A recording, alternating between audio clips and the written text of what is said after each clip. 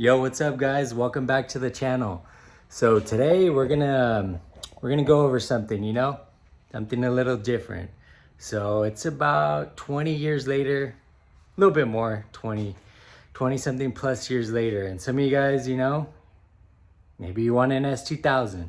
So today guys, we're gonna go over my 10 years of ownership and what you should look out for. So let's get into it. All right guys, so we'll start from the year 1999 to 2003. So the AP1, you guys are gonna redline to 9,000. It's pretty cool, I'm not gonna lie, but you're gonna sacrifice some things, guys. You're gonna sacrifice some things, and one of those things is gonna be reliability. I know, because this car is an 02 S2000 and it no longer has the AP1 engine in it.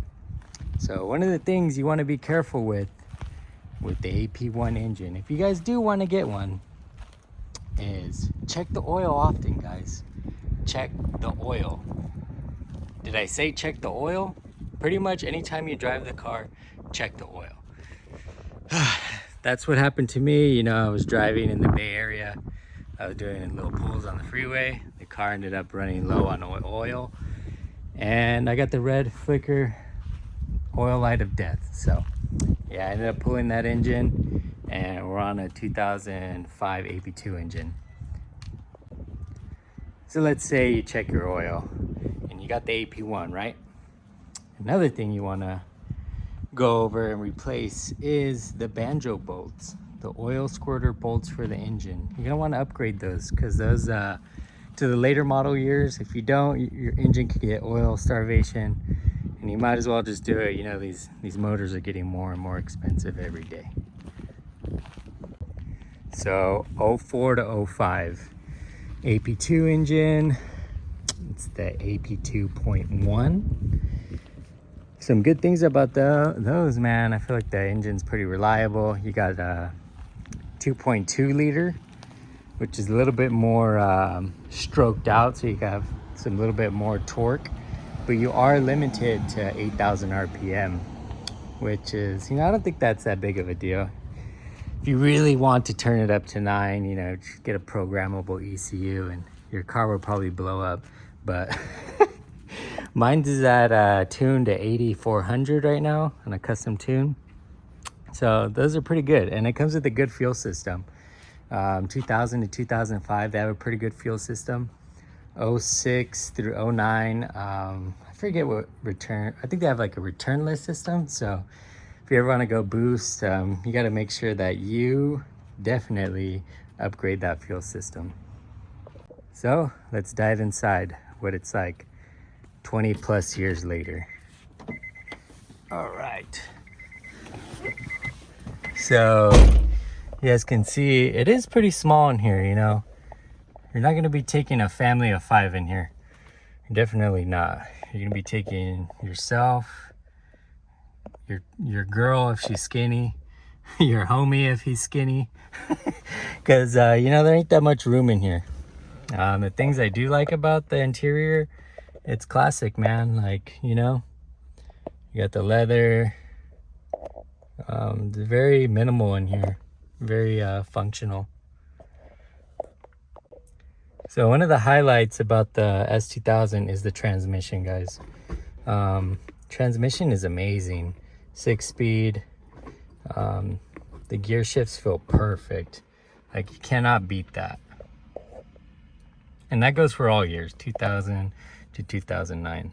It all feels pretty much the same. So let's dive under the hood. We'll show you the heart of the car, and we'll talk a little bit about the engine.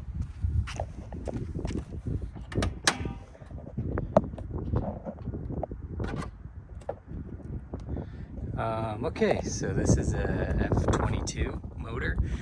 You could either get this engine, F22, or you can get an F20, which is in an AP1. So from the factory, I'm not gonna lie, guys, they're pretty reliable. My first one, I used to, beat on it and, hit VTEC all the time. You know, it's pretty solid most of the time. I think the only thing I did have to replace that was getting worn kind of often was the timing chain tensioner, which is this thing down here. I ended up getting an upgraded one on this one. I forget what it is. But yeah, I haven't had any issues with that since I bought this motor, and it's been over 5 years now. So basic bolt-ons, you know, intake, exhaust, or intake, test pipe, exhaust. The car's just gonna breathe better, guys. Pretty much from the factory. This car's tuned to the max already, so you're gonna get some sound, maybe a couple horsepowers, but that's about it. Even if you get the car tuned, maybe you'll pick up like 10 to 20 wheel horsepower, which isn't much. You know, this car came with 240 horsepower, brake horsepower. So, I mean, in today's standards, that's not a lot, guys. I'm not gonna lie. Like, if you're gonna try to, you know, someone's gonna pull up on you on a light, like, you might get smoked. You might get smoked by, like, you know, a minivan or something, and you'll be kind of upset. But where this car shines is in the canyons, guys, on those twisty roads, the lightweight chassis. I think the AP1's right around 27, almost 2,800 pounds. You know, that's kind of unheard of these days, which is something that's, you know, that's kind of special. That's what made this car special. They don't make them like they used to anymore. So let's say you guys want to go down the rabbit hole like me, and you know, you got smoked and you're like, I'm tired of getting smoked. So you guys can either go supercharge, that's what I went with. I went with Craftworks, or you can go turbocharge. Either or is good. Just make sure you put it on right, do your maintenance. You know, the car is gonna break down more, guys. When you add stuff on there that's not supposed to be on there, it's gonna break down more. I'll give you my experience. I've blown transmission on this car. I went through, what is it, like 4 fuel pumps now. Walbro 450 to put them on blast. I don't know what it is, guys, but I think it just creates too much heat. So if you guys are gonna go down that rabbit hole, just know that the supercharger is gonna run you around 4,000 to 5,000. Then you're gonna need the injectors. You don't want to cheap out on those. Let's see what we got. I got injector dynamics. Those are $1,000. Then you're gonna need the ECU. I was running on AP2. That's another $1,500. Then you're gonna need the fuel pump and the wiring for it. That's like another like $300-400. Then you're gonna need to tune it. That's another like at least $500. And what else are you gonna need? Oh, you're gonna need the gauges, because you have to have these, guys.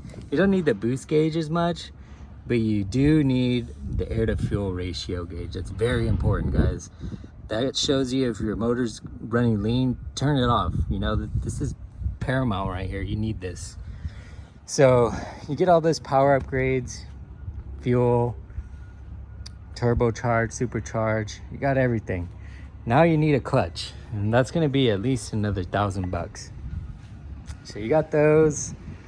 You know, I'm not gonna lie, it is fun, guys, but you know, it's more of a headache.